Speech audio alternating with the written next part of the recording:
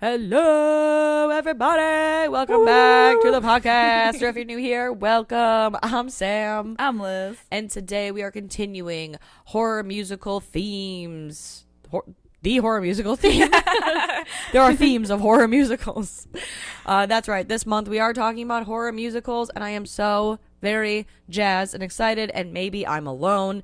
But we're talking about Repo, the genetic opera from 2008 today. Here, now, on this podcast. And so far, from our research, I don't think anybody else has talked about this movie on their podcast.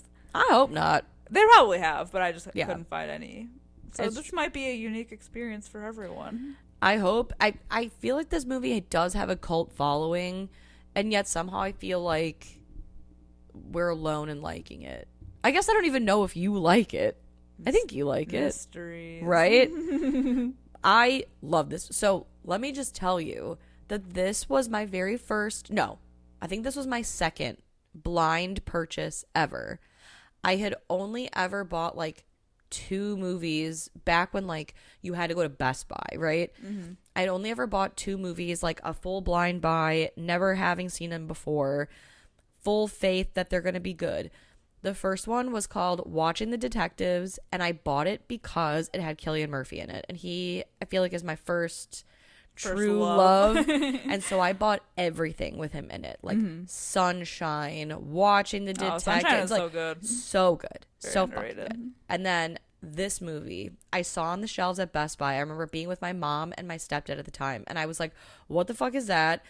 I'm buying that. Like, never having seen it before. I made my mom watch it. I made my siblings watch it. Everyone hated it. Everyone had a bad time but me. I was beaming. Absolutely glowing.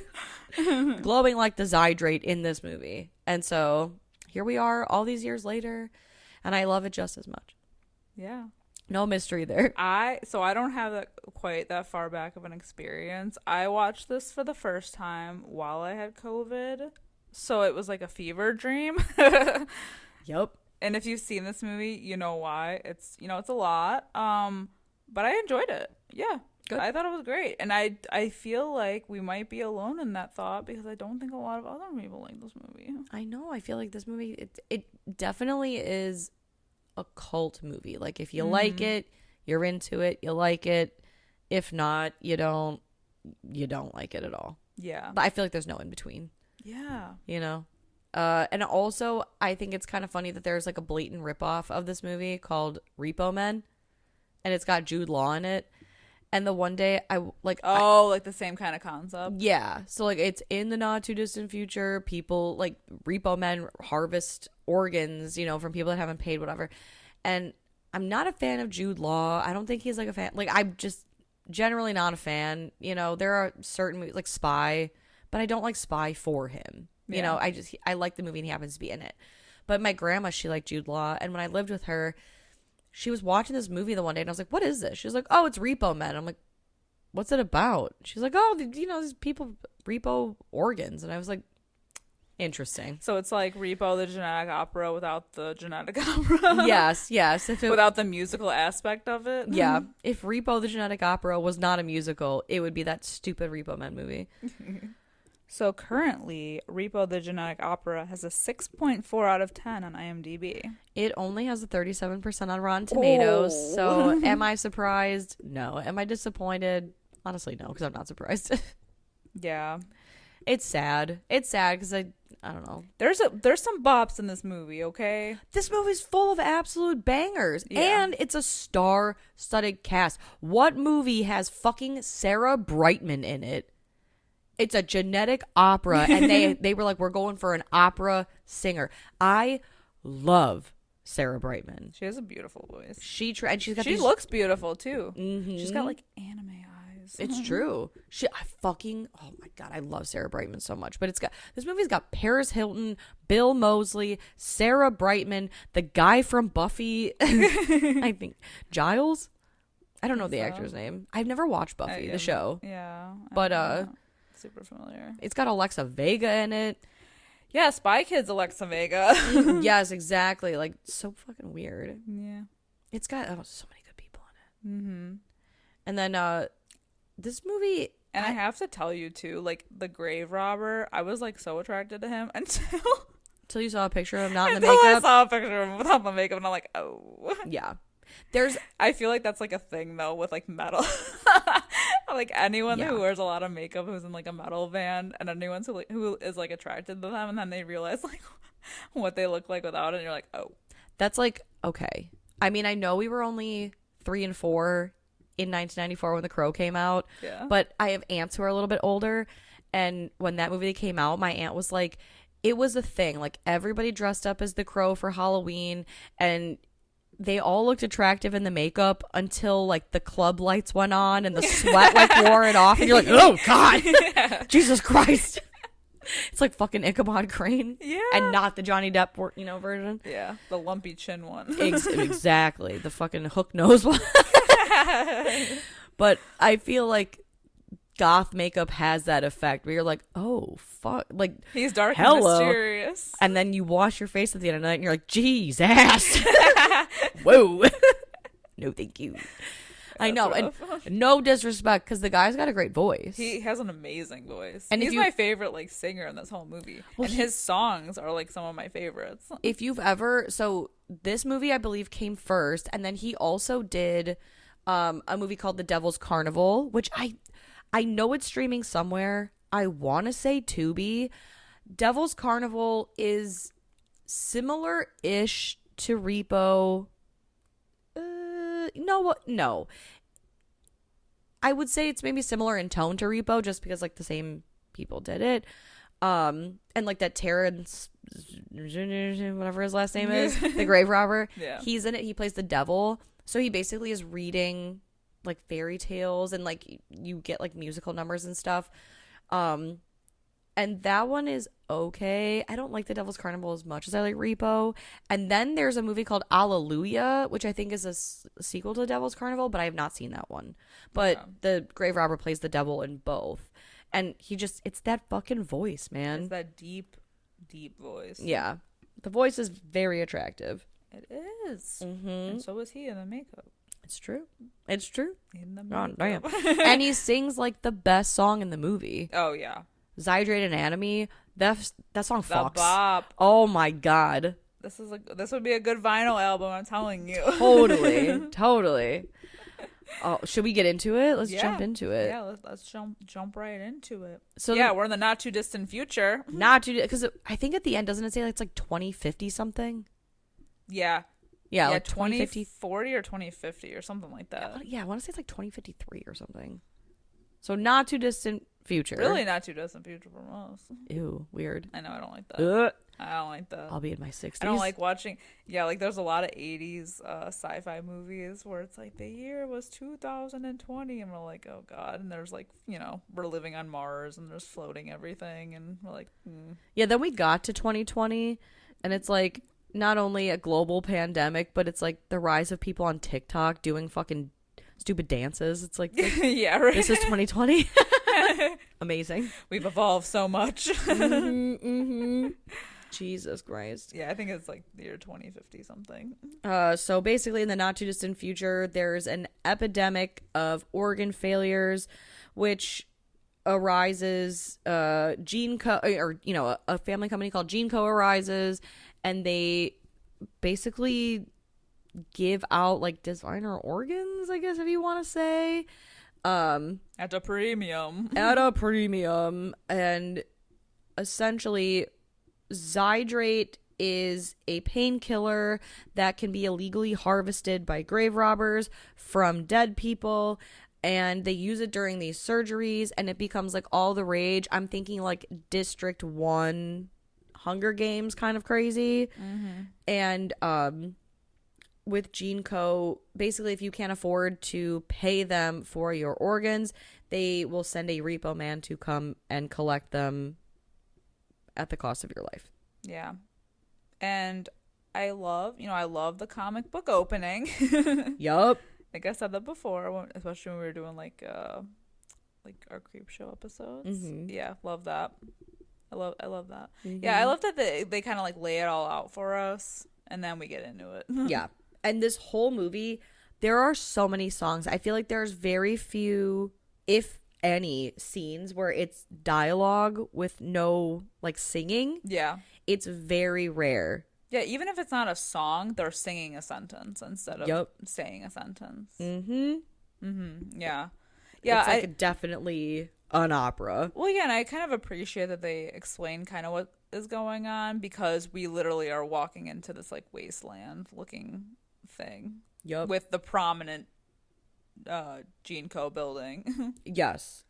It's very like prominent. The center of the fucking universe. Yeah, literally. The head of Gene Co, Roddy Largo, has 3 children. Amber Sweet, who's played by Paris Hilton. And then there's his 2 sons. Why am I blanking on their names right now? Oh my god. Oh, this is the worst. It's because it's Bill Moseley and then Luigi and oh my god, what's the other I one know. name? I literally I'm so confident talking about this movie that I did not write anything down. Pavi. Yeah. I should know that. His name escaped me. Yeah, Luigi and Pavi. Especially because of that one song where he's like, Pavi's face will rule them all. Yeah, he's got a whole situation. Yeah. On his, they're all, they all have their issues. But yeah, Luigi is Bill Moseley. Yeah, it's fucking Luigi, man. So yeah, Roddy finds out that he's dying, and he basically shoots the people that tell him because he doesn't want anyone to know. And he's going to decide which of his spoiled asshole evil children he's going to leave his empire to, if he will leave it to them at all. Meanwhile, we are introduced to Shiloh, who's played by Alexa Vega, whose father is a doctor / repo man, but she doesn't know that he's a repo man. So we kind of see her, she's told that she's sick. She's got like a genetic blood disorder. Yes, that she inherited from her mom. So that leads to like a song. I just love everything about like my genetics are a bitch and like I'm infected by my genetics. She's an angsty teen. Yeah. There's a line in a song called "I'm infected by my genetics. I'm perfected by the cosmetics," which I feel like that's relatable to today. And it's honestly like the theme of the entire movie. Yup. So, it's a nice starter song for us. There's a song later in the movie, right before like the opera, the opera of operas starts, and the song's called "We Started This Opera Shit." And at the very end, it's not featured in the movie, but if you listen to the soundtrack of the movie, it's on like the song, and it says, "Everybody make your genetics your bitch." And then someone at the end goes, "Testify." It's great. But the movie opens with this like Roddy kind of singing monologue, and then this like eerie song called like "Things You See in a Graveyard." It's cool. I also like his twin henchman women. Yup. Who like just assassinate everybody. And they don't say anything. And they're very like coordinated always, even though they don't speak. I love it. I love them. Reminds me of like those 2 like twin guys from the Matrix that were always like, they never talked, but they were always like coordinating. Yep. Yeah. I love that. Simpatico, man. Yeah. And Shiloh, like I said, she's got like a genetic blood disorder, and so she's told she can't go outside by her dad, but her dad's not home because he's repo manning, and she doesn't know about that. But they have like, is their home? This is something I could never figure out. I was gonna ask you the same thing. I'm very confused. Before you even started, I was gonna be like, okay, is their home attached to this graveyard? I think their home is attached to their Shiloh's mother is dead. We like already at the beginning of the movie, she's dead, and I think their home is somehow connected to her mausoleum. Because Shiloh's in there. And that's where she sneaks away. She gets out of her room and kind of sneaks, like a couple times in the movie, to this graveyard. Mm-hmm. Yeah, she goes to visit her mom at her mausoleum. But yeah, I always wondered that. I was like, how did she get there? Yeah. She can't go out anywhere. That's weird. Do they have like a little slide? Honestly, or her dad's got that fucking like a Tony Stark situation or like a Bat Cave thing. Right. It's so weird. Secret stairwell to the graveyard. Of course. I don't know. How gothic. I know, I've seen it, but we never really get to see it. She's just like suddenly there. Yeah. Well, it shows her going through like that tunnel thing with the gas mask. So I'm like, it's gotta be like, it's connected somehow. Yeah. I don't know the logistics. Scooby-Doo style, I'm telling you. Yeah, and that's when she meets the grave robber. Yes, because she sneaks outside because she sees a bug, but they have gene cops, and they're on the lookout for grave robbers. And the grave robber, he's kind of like singing, and he is stealing Zydrate from the dead bodies, which tip off the gene cops. He doesn't care that he's getting caught, though. No, like at all. He's really loud. Yeah, he's real ballsy. Mm-hmm. And so,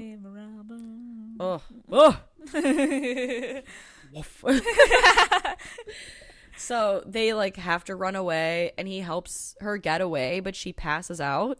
But not before falling into that pile of dead bodies that they're just kind of shoving everybody into. Yup. And the grave robber's like, oh fuck yes. Yeah, he's like, I hit the jackpot. Freeze hydrate for life, baby. Yeah, there's just like a pit of bodies. Yeah. And you can see in the background, they're just like shoveling more in there. Mm-hmm. It's wild. I know. The future is bleak. It's like Paris before the catacombs, you know? Yeah. Mm-hmm. Ugh. The bubonic plague over there. Yuckos. I know. I feel so bad because I feel like the stuff with her dad / the Repo Man, I'm like, ugh, it's boring. Yeah. Like he doesn't really do anything super interesting. Yeah, you know what's like interesting about this movie too is it's extremely graphic, but I think because it's musical, it's like less harsh. Yeah. Like it doesn't bother me. It's disguised by song. Yeah, like I'm joyful. Exactly. As this guy's spleen is getting ripped out. Yeah. Because like he's singing. He can't be that upset, you know? Right. This isn't that weird. Yeah. Yeah. There's just something weird about that though. That's No, like, I agree. It's like not as, it's like not like a Saw movie. I was literally just thinking, I'm like, if Saw was a musical. Yeah, like if Saw was a musical, would it be as, like bothersome? I mean, look at Sweeney Todd. Yeah, but there's like humor in that though too. True. Well, that's why this works. Yeah. Because there's humor. Yeah. That's probably why. Yeah. It's like dark I see humor, your point. Yeah, you know what I mean? Like people are literally getting like throats slit, like killed all over the place, and yet we're like, okay. Right. And yet we're watching this guy sing about how he like hates his job. Yeah. He's like, boo, Mondays. Another Monday. Right. Damn it, I have to go into work again. Oh. Yeah. It's wild. Yeah. But yeah, so Shiloh, she passes out and somehow wakes up miraculously at home. And she's bald, so she wears a wig through the movie. Right? She's got a wig. Mm-hmm. And honestly, it's kind of like I guess it's a reveal at the end. I'll save it till the end. But yeah, her dad's like, you can't go outside with your disease and all and whatever. And she's, I don't know. I feel like she doesn't super believe. Well, it's like she doesn't believe him, or she's like angsty and like wants to rebel, but also she's like, no, but I do need my medicine. Yeah. It's like, yeah, she gets like a wind of like rebellion and wants to escape, but then realizes once she's been caught, she's like, no, I have to go back. Right. She's like, no, I'm not getting my medication. Yeah, but I just feel so bad for her because she's just like gaslit this whole movie by everybody. Yeah. So like, okay, we'll talk about it since I already mentioned it. So essentially you find out that it's like I said, but I think I said it before actually, Munchausen by proxy. Yeah. Her dad's just keeping her sick. Yeah. And like then he guilts her and everything, Yeah. It's just like sad. Mm-hmm. I don't know. I know. It's a real bummer. I mean, we don't learn that till later on. we kind of guess that something might be up because she keeps going out and escaping, and she's like out in the real world, and it's like she's fine. Yeah. So it's not really anything, but the fact that like like the betrayal, especially at the end of like the reveal that she's not actually, you know, sick, and he's just keeping her for himself. Mm-hmm. Fucked up, man. It's it fucked is. Up.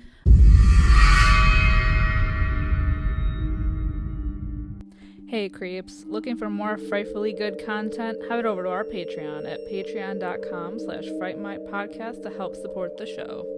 We have current movie reviews, spooky cocktail recipes to match our theme of the month that you can enjoy if you're 21 and over. Or not, I'm not your parent. For legal reasons, I must say this. We play games, trivia, literal fright fights, and much, much more. If you head over to patreon.com/Fright Mic podcast. Again, patreon.com/Fright Mic podcast. You can find everything over there. And again, it is a great way to support the show. We greatly appreciate it. And we love you guys. Bye. Bye. And then we also keep getting these like these backstories on these characters that are kind of told in comic book form. So, excuse me, the first one we get is Roddy's story. So we get like Roddy's story, and then we get Blind Mag's story, and so it's just kind of like it's the same kind of story, like woven. Just different. It's kind of like how they relate to Shiloh's mother. Mm-hmm. And basically, it's like Roddy was in love with her mother, and then she ended up falling in love with Nathan, Shiloh's father, and they got married, which broke Roddy's heart. And so he kind of like, as revenge, decided to like poison Marnie. The mom. Marnie. I was trying to think of her name. Marnie, Yeah, the mom, and have Nathan kind of like take the blame, or like have it so that he thought he was the cause of her death, so that it tormented him. Yeah, and it like fucked his career. Yeah. So he's essentially now beholden to Gene Co. Because Roddy's like, hey man, you fucking killed your wife. I mean, I'll still let you work, but you got to be a repo man for me. Yeah.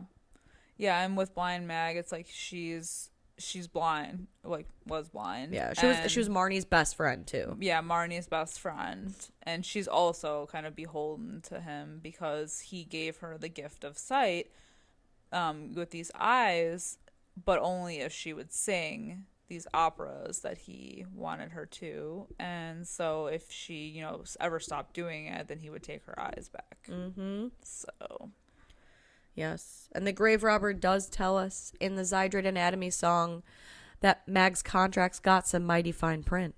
Some mighty fine print? The mighty fine print. He says that mighty fine print puts Mag in a mighty fine predicament, because if she up and splits her eyes, are forfeit. And if Gene Co and Roddy so will it, then a repo man will come and she'll pay for that surgery. So essentially, if she doesn't want her eyeballs ripped out and she doesn't want to die, she's gonna have to sing. But this whole movie is stemming from the fact that Blind Mag is announcing that she is performing her final show and then she's done. So it's like, oh fuck, you don't like, are they gonna kill her? Is she gonna get away with it? Yeah. What's gonna happen? I think honestly part of like the most interesting thing about this movie are the three kids too. Totally. Because while the grave robber is taking Shiloh to like the blood market is what they call it, like it's revealed that Amber Sweet is like a frequent visitor because she's so addicted to surgery, and that she's, you know, like everybody knows her and she's like unhinged. Yeah. I used to have, so the like posters in this movie are really cool. There's like a really cool poster of Blind Mag, Amber Sweet. There's like cool like Gene Co posters. And in my bedroom in high school, I had this kind of like, not cork board, I guess like poster board and I had all these pictures stuck to it of shit that I was into. So like I think like I had a 28 weeks later picture on there that said maintain the quarantine. I had a banner of like The Soup when that was on, like The Girls Next Door, like all these things, Whitest Kids You Know. And then I had all of the like Gene Co posters, and I had one of Amber Sweet, and I want to say I had one that said like it was her, and it said like I'd fuck your soul for a hit of that glow or something, and I was like, oh, that's so fucking edgy. And I still have the poster board with all the original pictures. Like all the pictures are on there. That's wild. Maybe I'll post a picture of it or something on our Instagram. Yes. So people can see what I'm talking about. Do it. I have to dig it. It's at my parents' house, but it's kind of like a funny time capsule. Yeah. But yeah, she's addicted to Zydrate. To the knife. Exactly. She's addicted to surgery. She's addicted to Zydrate. And Luigi is evil. He has violent, serious anger issues. Yes. Oh my God. What is that? Mark It Up, the song where it's the three siblings. Really, it's like, it's just Luigi and Pavi kind of arguing. Amber just comes in the beginning. Mm-hmm. They're all looking for their dad, and they're arguing about like who's going to take over the company. And it's great because Luigi's like, what does he say? He's like, I will find a hole and fuck it. If there ain't one, I'll make one. Yep. Luigi don't take shit from no one. As he shoots a girl. Yes. And like, who is it that like tries to give him like coffee or whatever, and he's like, oh, just like, oh, was decaf okay? And he like fucking shoots him, or I don't know, something, you know, spilled coffee on him. These kids are wild. Yeah. And then Pavi, he is like Leatherface. Yeah, he's always wearing someone else's face, so he's basically a serial killer. And I would say he's like a narcissist, if you want to say. Yeah, he's like the charmer of the family. He's always like surrounded by women. Yeah. It's crazy. It is crazy. Yeah, they're an interesting bunch. Yeah. Interesting family. Mark It Up is a good song too. I mean, obviously, like, I love all the songs in the movies too, but I do like the songs as like the soundtrack too. Yeah. Because they sound like a little bit different when you listen to the actual soundtrack. Yeah. And Rati, he tells Nathan that his next job, because he's still beholden to Gene Co, that he has to repossess Mag's eyes, which Nathan refuses because obviously she still cares for Mag because it was his wife's best friend. And he refuses. Well, and we find out later in the movie, it's revealed that blind Mag is Shiloh's godmother. So Roddy sends a message to Shiloh basically saying like, hey man, I want to take you to the genetic opera. And she's like, what the fuck? She gets picked up and taken to, what is it, that like night market thing? And she meets blind Mags because she's like, oh, I'm a huge fan of Mags. And she meets her, and blind Mag looks at her and is like, oh shit, that, like, I know who that is. Yeah. And so you find out the song Chase the Morning between Sarah Brightman and Alexa Vega is so fucking good. It's so good, where basically blind Mag is telling Shiloh, honestly, when I saw you, I thought like I'd seen a ghost. The resemblance to your mom is like crazy, and like I thought you were dead all these years. I'm your godmother, you know, just all these like nice things, like let your life be your dream, and you know, whatever. And she says like, it's too late for me, but like don't look back till you're free, like telling Shiloh to do all these things. And Nathan comes home and like catches blind Mag in the house and essentially like kicks her out, which so rude. I know, because so fucking rude. Yeah, because his daughter has more heart than he does, and she wanted to help her, save her. Exactly. And then this leads to like a weird musical where like Joan Jett appears out of nowhere. Oh yeah, the I'm 17 song. Yes. And I remember the first time watching it, I was like, is that Joan Jett? Like, what the fuck is she? And, like, she like pops in the movie and then leaves and never comes back. Literally is never mentioned, not once. Yeah, it's like a full-blown concert. It's like when she's having like kind of like, I hate to say like a temper tantrum, but it's kind of like she's like having like a breakdown and like really pissed off at her dad and just like, is getting real edgy all of a sudden, and then it cuts back to just like how it actually like looks. Yep. It's like in her brain versus reality. It's the musical in the musical versus the reality. Yeah. Also Amber, meanwhile, is yeah. she's very concerned with who's gonna take over once Blind Mag leaves, because she wants to be the star. Unfortunately, however, she gets one surgery too many and fucks up her face. And I love this so much because she's like at her dad's office and she's kind of like got her face covered and he's like, "What's wrong?" And she like reveals her face and he's like, oh God, Jesus Christ. Like he at one point, doesn't he like literally gag? He's like, yeah. And then he basically is like, "Don't worry, I'll have like my Gene Co surgeons fix you up before the show tonight in no time." I fucking love that so much. Where she's like, "Dad, look at my face," and he's like, "Oh God, you're idiots! Put it away! Shoot the monster!" I think that was like his final straw, though, because right after this, he signs his will and leaves everything to Shiloh. Yep, but there's a stipulation that we find out later, right?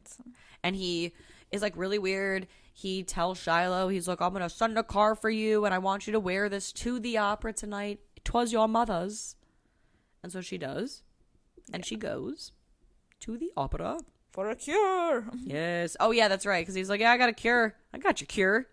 Come down to the old opera." Yeah. And at the same time, while he's like luring her there for this promise of a cure, he hires all of his hitmen to kill Nathan.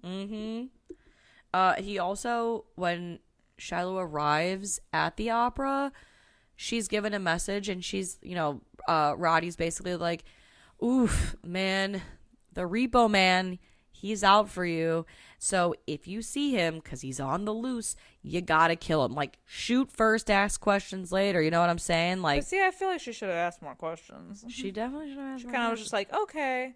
And I don't know if that's just like her being sheltered or whatever. I just feel like she's not asking a lot of questions. I feel like that's also her just being 17 and an idiot. True. You know? I do like her little goth bride dress, though. Me too.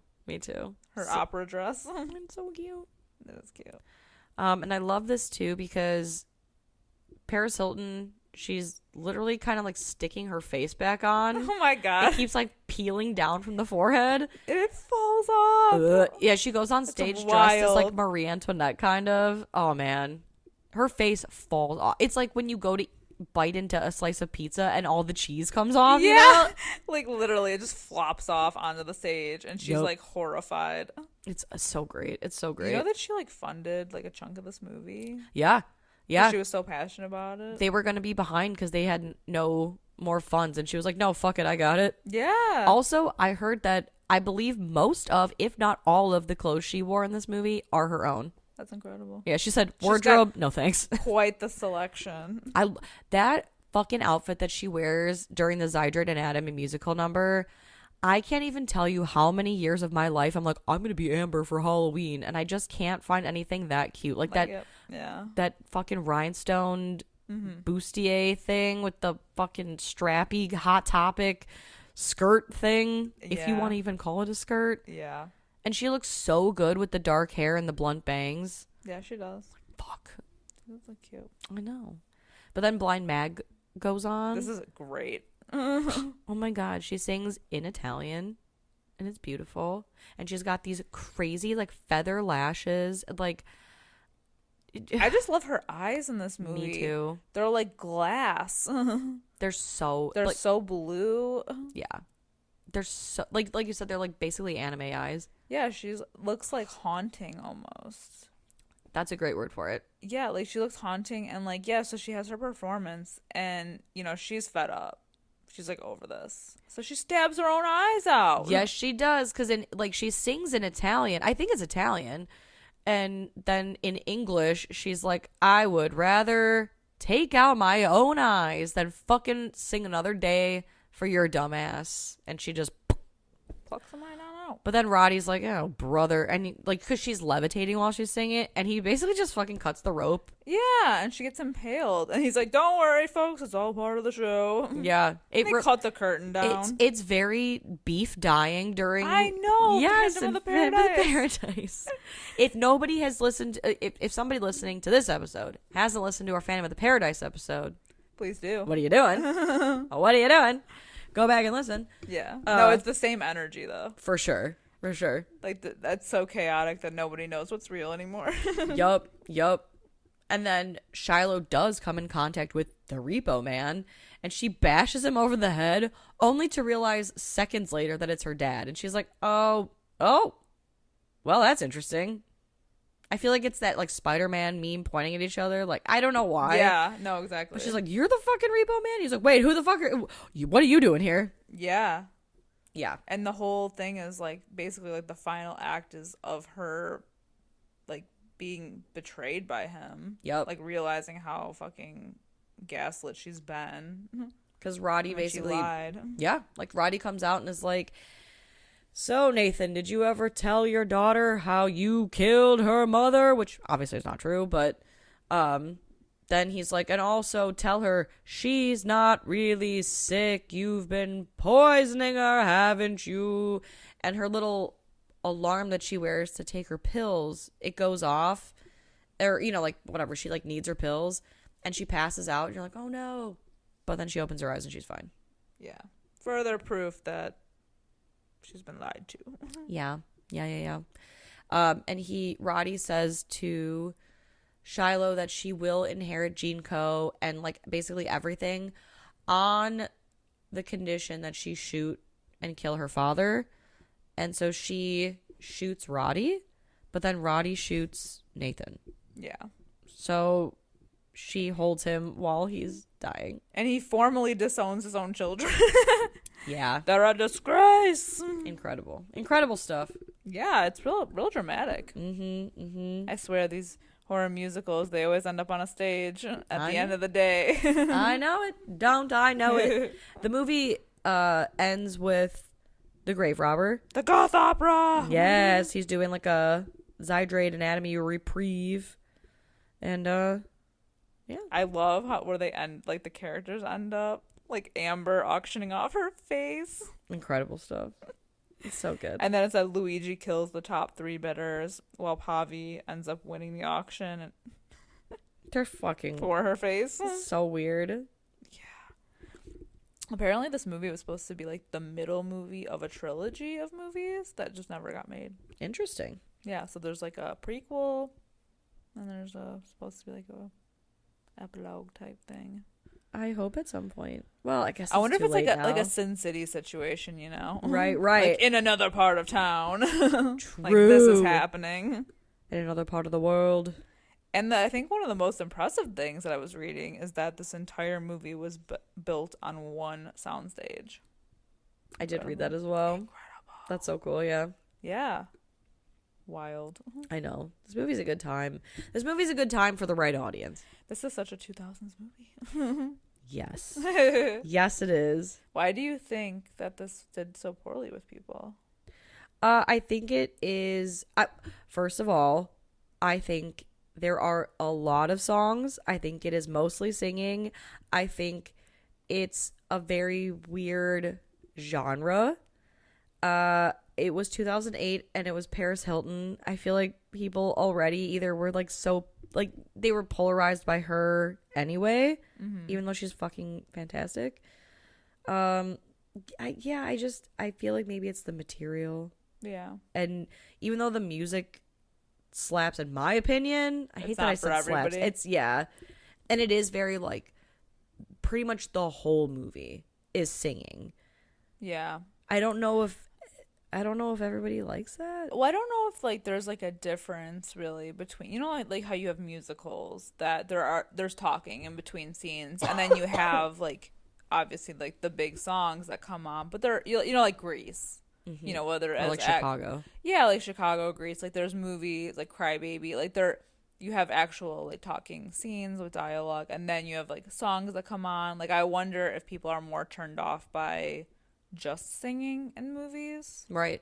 Like maybe it's like annoying to them, or like they just don't vibe with it as much. I don't know. I think it is also probably like I have no problem admitting that I think this is a very like original movie in my opinion, but I do think parts of it are a little confusing. Yeah. And because they're trying to tell a lot of stories really quick, and tie it into one little like knot. Yeah.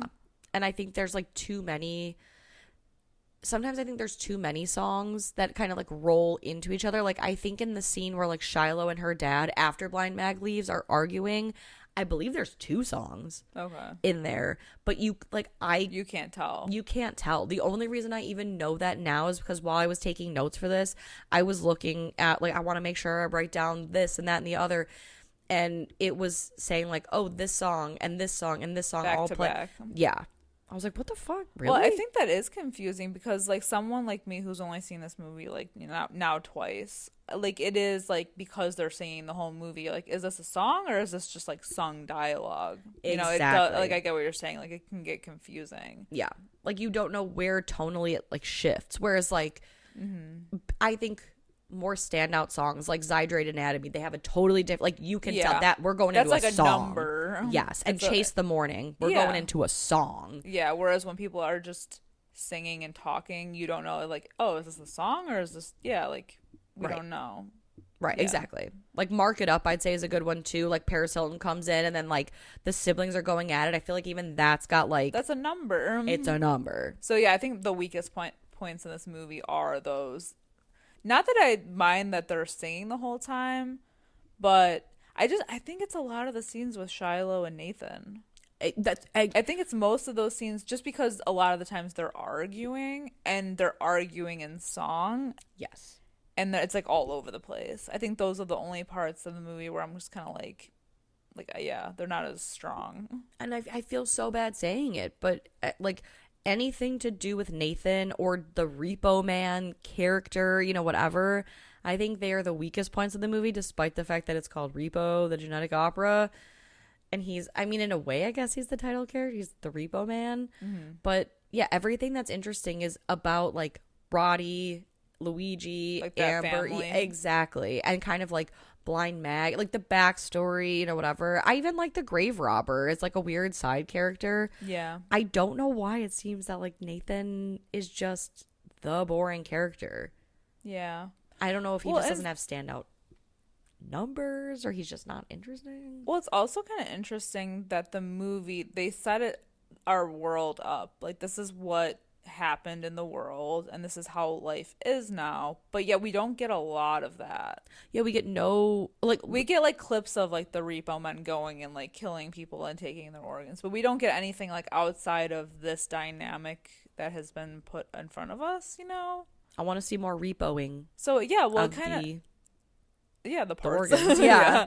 Well, it kind of makes sense to say, like, you know, this was supposed to be, like, the middle movie of this thing, because I think we would have got more of that outside story if we had our beginning part and maybe our ending. Very true. This is just one little story. Well, I guess it's a big story because it's, like, the company that's, like, now taken over the world. But it's one story of an entire event, an epidemic that happened. Yep. Yeah. That's crazy. I know. Sorry, I had to yawn. I apologize. Well, what would you give this rating-wise out of 5? I would give it... Oh, this is tough. I feel like... I think I would give it like a 3 out of 5. Yeah. That's fair. I mean, I've only seen it twice, so, like, unlike you, it doesn't really hold a special place in my heart, but I still find it, like, enjoyable. Like, the songs are catchy, and, like, the overall, like, I love the numbers. Like, anytime there's, like, a whole thing, I love that. Yeah. And, like, the costumes and everything, and just the vibes. But, yeah, like, it doesn't hold that special place in my heart, but I think it's still really unique and good. How about you? I may surprise you, because even though it does hold a special place in my heart, I am going to give it like a 3.5 out of 5. Okay. Because I suffer no delusions. I know that it has weak points, but I'm giving it the half bump because I have like the nostalgia bump. Yeah, nostalgia bump, the strongest of bumps. The strongest of bumps, and like the musical numbers that I love, like I really love, and it's just, I think it's a really neat movie. But I know it's not without its faults, so I really can't, in my heart of hearts, give it any higher than a 3.5. Yeah. So that's where I'm going to land. Yeah, I think it's fair. Yeah. Still a good time. Definitely. Would buy the soundtrack. You have to buy the soundtrack. But obviously, these are just our opinions on Repo, the genetic opera. Let us know what you guys think over on all of our socials. If you do not know where to find us, we are pretty much everywhere. We are on Facebook, Instagram, Twitter, TikTok, fucking all don't of know. them. Yeah, exactly. Maybe soon Twitch. Who the hell knows? And obviously, unless you guys skipped our plug, how rude. We're on Patreon as well. Patreon.com/Fright Mic Podcast. But yeah, let us know where you guys. We're on all socials over. I think it's either Fright Mic Podcast or Fright Mic Pod. You'll find us. We're there. And if you feel so inclined, being nice is always free. Please leave us a 5-star review, a nice little comment, a rating, wherever you are allowed to, wherever you can. It just helps boost the show, honestly, and it makes us feel the love. Who doesn't like to feel special? We love to feel the love. We need more of that. Exactly. And then also just, sharing our stuff on socials. If you guys do follow us, anything that you find cool, share it with your friends, share it with your lovers, share it with your pets. Who the hell cares? But until next time, I'm Sam. I'm Liz. Rest in peace.